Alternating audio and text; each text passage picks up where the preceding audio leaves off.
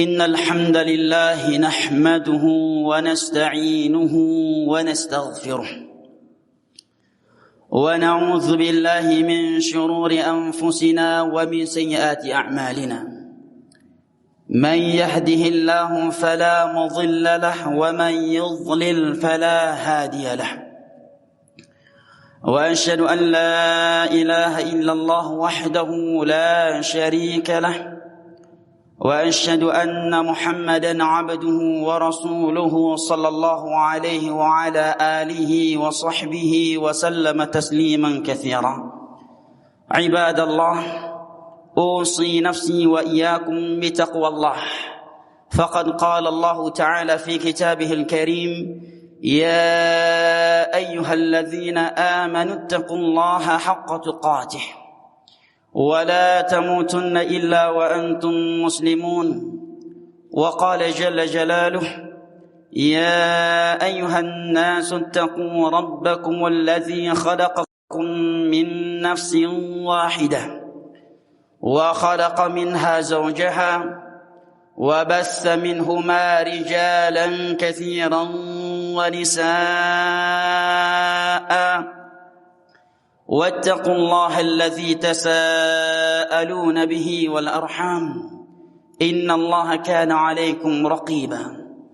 وقال جل جلاله: يا أيها الذين آمنوا اتقوا الله وقولوا قولا سديدا يصلح لكم أعمالكم ويغفر لكم ذنوبكم ومن يطع الله ورسوله فقد فاز فوزا عظيما. أما بعد، فإن أصدق الحديث كلام الله وخير الهدي هدي محمد صلى الله عليه وسلم وشر الأمور محدثاتها فإن كل محدثة بدعة وكل بدعة ضلالة وكل ضلالة في النار. أعاذني الله وإياكم من النار. Ayuhan nas ibadallah, sidang salat Jumat yang saya muliakan rahimani Allah wa iyyakum. Setiap orang yang berakal pasti tidak mau ditimpa kerugian dalam seluruh aspek kehidupannya. Seorang pembisnis, dia tidak akan mau menjadi seorang pembisnis yang merugi. Seorang pegawai juga tidak mungkin dia mau menjadi pegawai yang merugi. Seorang karyawan di perusahaan swasta juga demikian. Setiap orang yang berakal, baik yang beragama Islam ataukah selain Islam, semua mereka tidak menginginkan yang namanya kerugian dalam urusan dunia mereka. Maka jamaah dimuliakan Allah, apabila dalam urusan dunia yang semu lagi menipu ini kita tidak mau dan enggan menjadi golongan yang merugi, maka mungkinkah orang yang berakal mau menjadi dari golongan yang merugi di hari kiamat kelak, di hari yang satu harinya ka'alfi sanatin mimma ta'uddun, yang panjangnya seperti 1000 tahun di dunia ini. Bahkan sebagian harinya yang lainnya Allah katakan khamsina alfasanah, panjangnya seperti 1000 tahun di dunia ini. Hari kiamat yang azab Allah Jalla wa'ala di neraka yang paling ringan, itu dikatakan oleh Nabi SAW, la rajulun yudha'u tahta rijlihi jamratan fayaghli minhuma dibagh.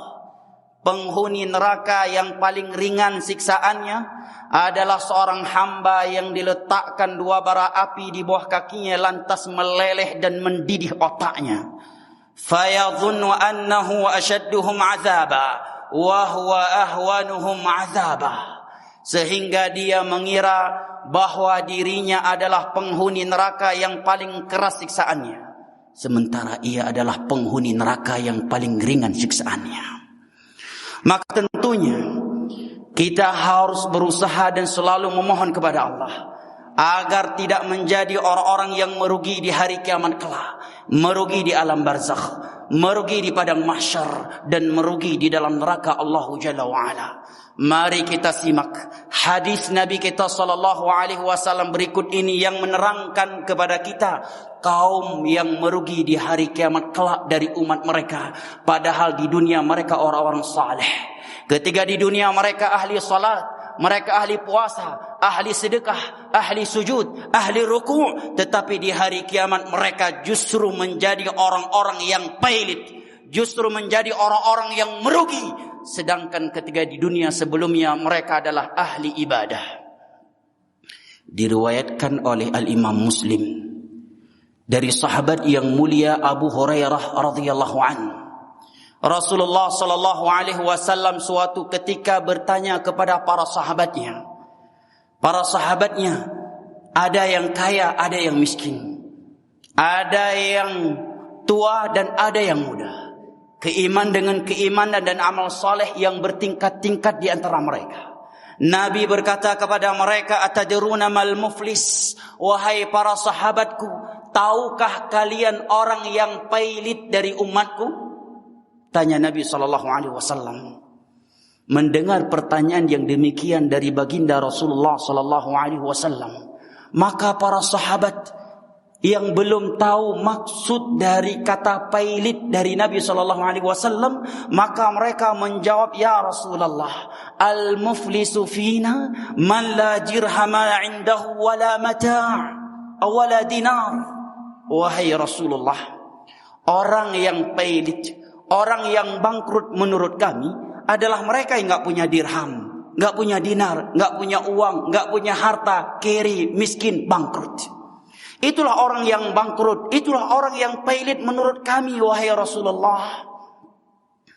Maka setelah itu Nabi kita sallallahu alaihi wasallam bersabda, "Al-muflisu min ummati man jaa yaumal qiyamah bi salatin wa siyamin wa zakatin wa ya'ti wa qad shatama hadha wa akhadha mala hadha wa safaka dama hadha wa qadafa hadha."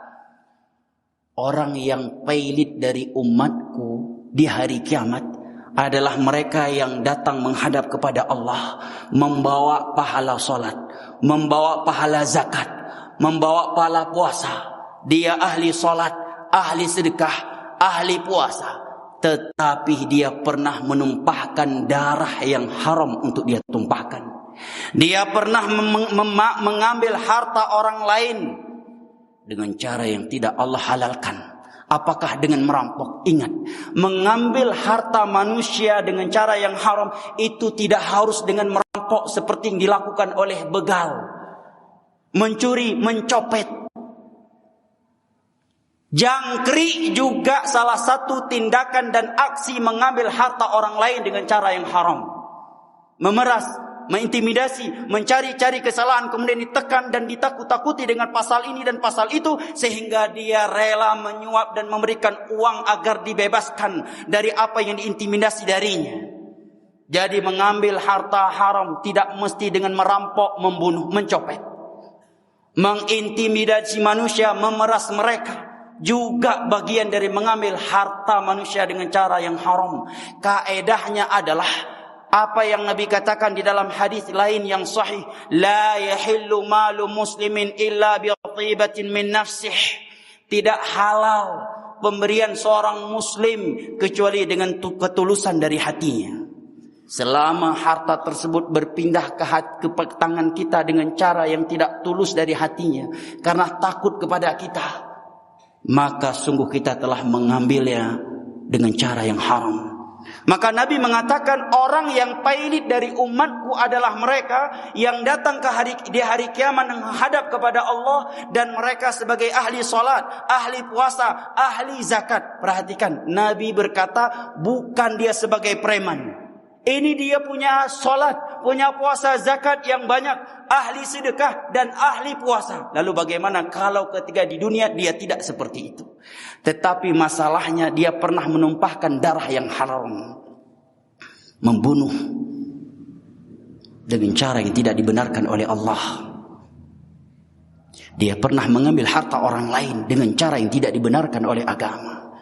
Dia pernah membunuh karakter orang lain, merusak nama baik orang lain, mencemarkan nama baik orang lain, memfitnah orang lain, menuduh orang lain. Wa syatama hadza, dan dia pernah menampar orang lain. Maka pahala-pahala ibadah salat, puasa dan zakat yang dia miliki Allah ambil, kemudian Allah berikan kepada orang-orang yang pernah ia zalimi ketika di dunia. Bagaimana seandainya apabila korban jangkriknya ada 1000 orang di dunia, orang yang pernah dia bunuh sekian orang hanya karena urusan dunia, hanya karena tidak diberikan PL, hanya karena tendernya yang tidak dimenangkan, dia rela membunuh karakter orang lain, menuduh, memeras, bahkan membunuh. Allah ambil pahala salatnya, pahala zakatnya, pahala puasanya, kemudian Allah berikan kepada korban-korban kezalimannya.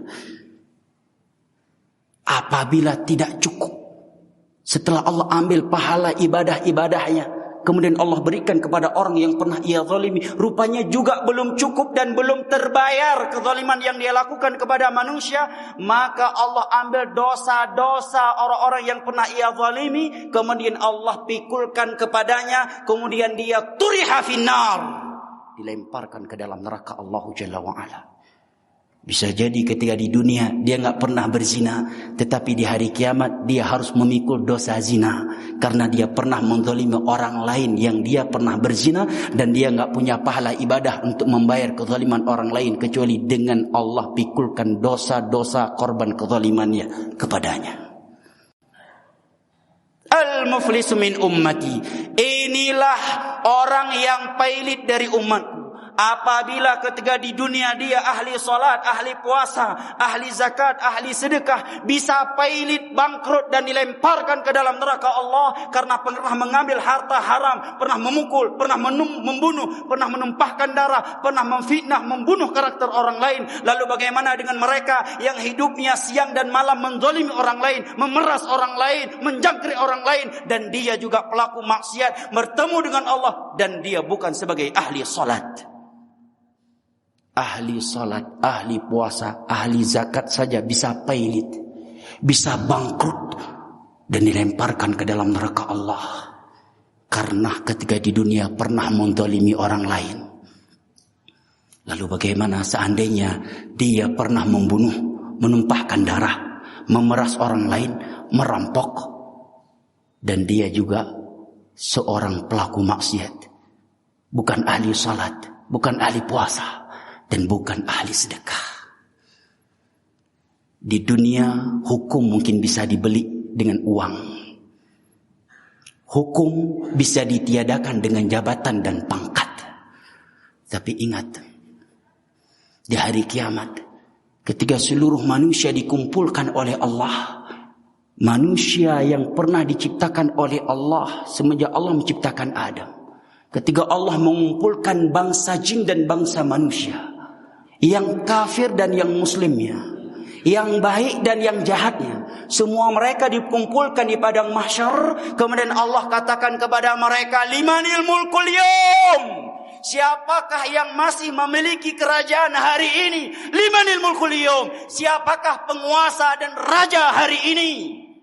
Tanya Allah kepada seluruh makhluk yang ia kumpulkan di padang mahsyar saat itu, dan mereka dalam keadaan tidak beralas kaki, tidak disunat, dan tidak berpakaian sehelai benang pun, dan matahari sejarak 1 mil dari kepala mereka. Allah katakan kepada seluruh mereka, limanil mulkul yawm, siapakah yang masih menjadi pemimpin, masih menjadi raja dan memiliki kekuasaan hari ini? Kemudian Allah katakan, lillahil wahidil qahhar, kerajaan yang sesungguhnya hanya milik Allah yang maha perkasa. Ibadallah, di dunia dengan uang dan jabatan yang kita miliki, kita bisa menyewa dan membayar awak media untuk memutarbalikkan fakta. Hukum bisa dibolak-balik, yang tersangka bisa dijadikan korban dan yang korban bisa dijadikan tersangka. Tetapi ingat, saya'lamuna ghadan manil kadzdzabul asyir. Di hari kiamat seluruh pendusta akan ketahuan. Yauma tubalas sarair. Pada hari kiamat semua yang tersembunyi di dunia ini akan tersingkap. Nabi jadi tahu rupanya kamu penzina, rupanya kamu yang membunuh, rupanya kamu yang merampok, rupanya kamu yang tersangka bukan korban, dan seterusnya. Saya'lamuna ghadan manil kadzdzabul asyir. Di hari kiamat akan ketahuan siapa pendusta dan siapa yang jujur. Yauma tubalas sarair. Di hari itu segala sesuatu yang tersembunyi di dunia akan tersingkap. Jamaah yang dimuliakan Allah, di hari kiamat akan ada qisas. Bahkan binatang dengan binatang pun dikisos oleh Allah. Dalam sebuah hadis yang sahih, Nabi menyebutkan 2 ekor kambing yang saling menanduk di antara mereka. Satunya memiliki 2 tanduk dan satunya lagi tidak bertanduk. Di hari kiamat keduanya dipanggilkan dan dikisos oleh Allah di padang mahsyar.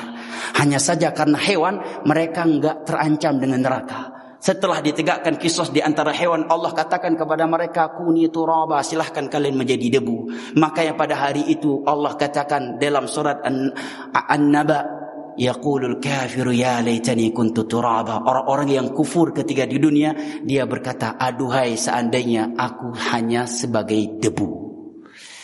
Kafir dengan kafir Allah kisos di padang mahsyar. Kafir dengan muslim di padang mahsyar. Tapi yang ngerinya, yang tragis dan menyedihkan, ini muslim dengan muslim. Padang mahsyar selesai, hisab selesai, mizan selesai, dan dia pun sudah sukses melewati as-sirat, sebuah jembatan yang Allah bentangkan di atas neraka jahanam, yang lebih tipis daripada rambut, lebih tajam daripada pedang. Di atasnya ada duri-duri yang menyambar siapa saja yang Allah perintahkan. Itu sudah dia lewati, tinggal dia masuk syurga. Tetapi karena pernah melakukan kezaliman, setelah dia melewati jembatan tersebut, Allah berhentikan dia. Kemudian Allah pertemukan dia dengan orang yang pernah ia zalimi, korban jangkriknya, korban pemerasannya, korban yang pembunuhannya, korban rampasannya, korban pembunuhan karakter yang dia lakukan. Di situ Allah kisos.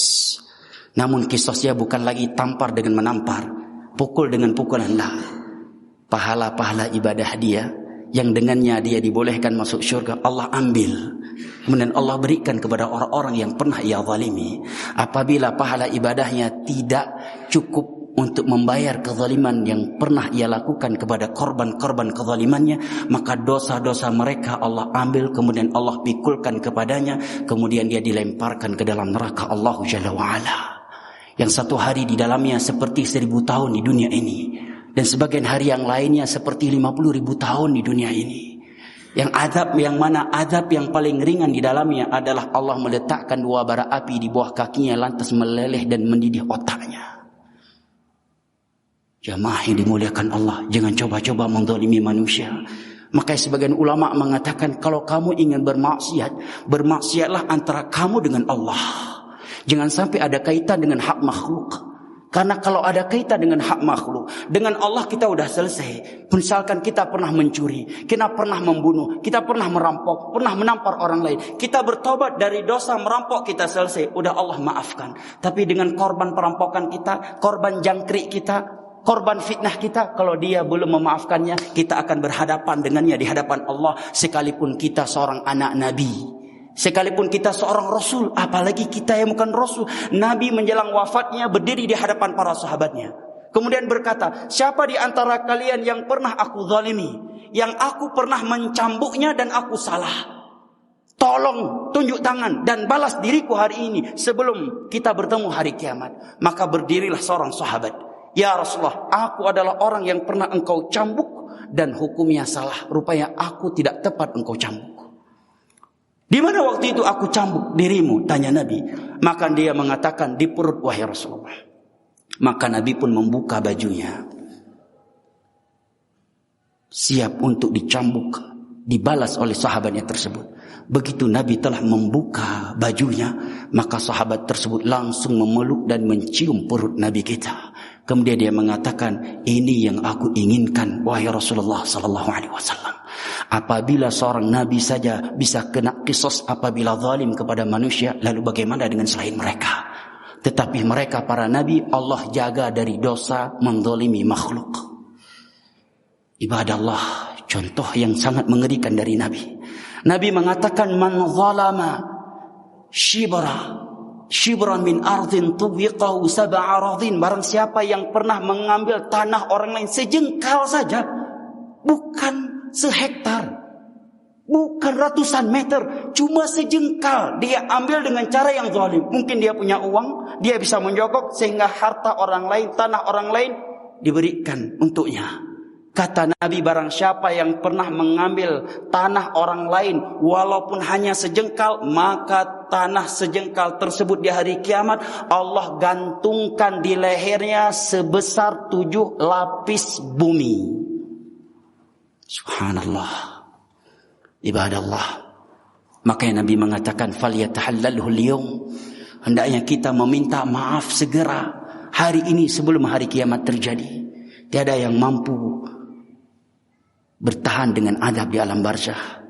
Dan yang terakhir, jamaah yang dimuliakan Allah, orang-orang yang zalim terhadap manusia dengan harta dan jabatan yang dia miliki, rata-rata hidupnya tragis sebelum matinya kalau dia belum bertaubat. Ingat itu kaidah.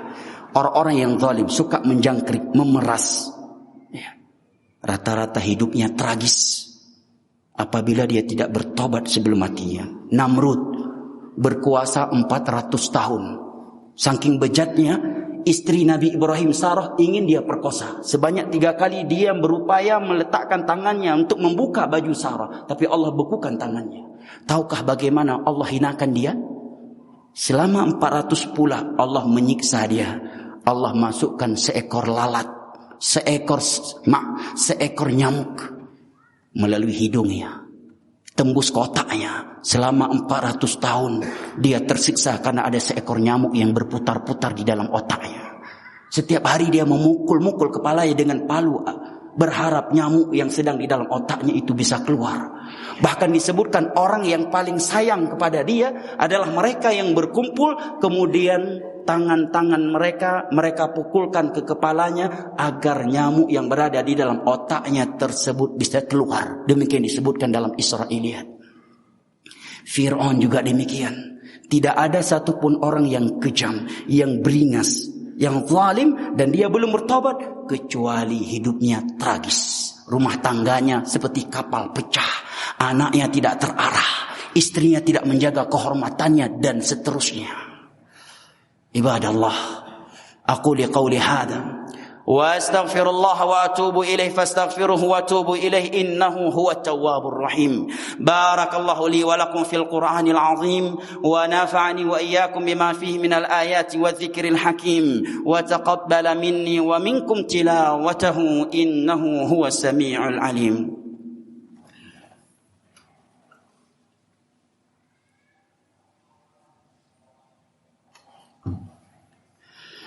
الحمد لله الذي أرسل رسوله بالهدى ودين الحق ليظهره على الدين كله ولو كره الكافرون وأشهد أن لا إله إلا الله وحده لا شريك له إقرارا به وتوحيدا وأشهد أن محمدا عبده ورسوله صلى الله عليه وعلى آله وصحبه وسلم تسليما كثيرا أما بعد فيا عباد الله. Sidang salat Jumat rahimani Allah wa iyyakum. Tatkala kita mendengar ancaman dari Al-Quran dan hadis terhadap mereka yang melakukan kezaliman, maka jangan sibukkan mata kita melihat ke kanan dan ke kiri. Jangan sibukkan mata kita untuk melihat ke depan dan ke belakang. Lihatlah diri-diri kita semua. Saya sebagai khatib dan jemaah sekalian, kita semua pendosa. Semua kita pernah melakukan kezaliman terhadap istri, terhadap anak, kepada orang tua, kepada kerib kerabat, kepada teman, atau selain mereka. Maka ayat dan hadis yang berbicara tentang ancaman kepada pelaku kezaliman tadi, ini adalah bahan untuk kita menintrospeksi diri kita masing-masing, baik khatib yang berbicara ataukah jamaah sekalian. Ibadallah, yaqulullahu ta'ala fi kitabihil karim, innallaha wa malaikatahu yusalluna 'alan nabi يا أيها الذين آمنوا صلوا عليه وسلموا تسليما اللهم صل على محمد وعلى آل محمد كما صليت على إبراهيم وعلى آل إبراهيم إنك حميد مجيد وبارك على محمد وعلى آل محمد كما باركت على إبراهيم وعلى آل إبراهيم إنك حميد مجيد اللهم اغفر للمسلمين والمسلمات الأحياء منهم والأموات اللهم أرنا الحق حقا وارزقنا اتباعه وأرنا الباطل باطلا وارزقنا اجتنابه ربنا آتنا في الدنيا حسنة وفي الآخرة حسنة وقنا عذاب النار وسلام على المرسلين والحمد لله رب العالمين وأقيموا الصلاة